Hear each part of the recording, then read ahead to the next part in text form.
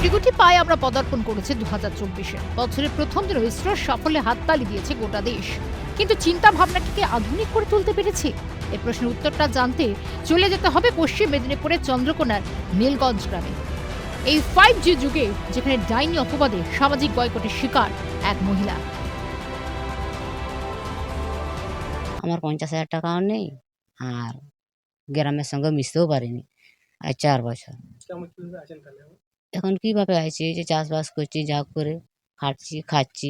জানা যায় 2 বছর আগে শারীরিক অসুস্থতার কারণে গ্রামের 2 বাসিন্দার মৃত্যু ঘটে। ঘটনার পর মহিলাকে বিভিন্নভাবে অপবাদ দিতে থাকে আদিবাসী সমাজের সদস্যরা। অভিযোগ, 50,000 টাকা জরিমানা না দিলে সমস্যার সমাধান করতে রাজি হন না গ্রামের মোড়লরা। এদিকে নুন আনতে পান্তা ফুরানো পরিবারের সদস্যদের কাছে এত টাকা দেওয়া এক প্রকার অসম্ভব। তাই প্রায় 4 বছর ধরে ঘরবন্দি হয়ে রয়েছেন আদিবাসী পরিবার। যে গ্রামের লোকও বলছে ডান, নিজেদের লোকও বলছে ডান, ডান বলে ঘোষণা। তাহলে কি উপায় হবে?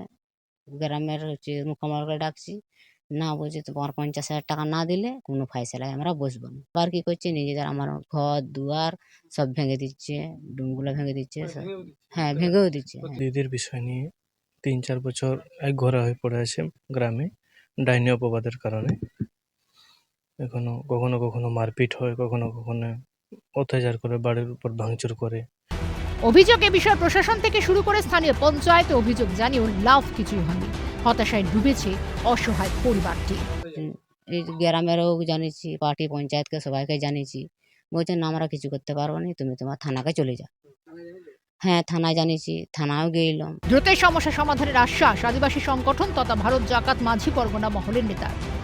বলছি, যদি এই ঘটনা সত্যি হয়ে থাকে 2 দিনের ভিতরে আমি সমস্যাটাকে সমাধান করব।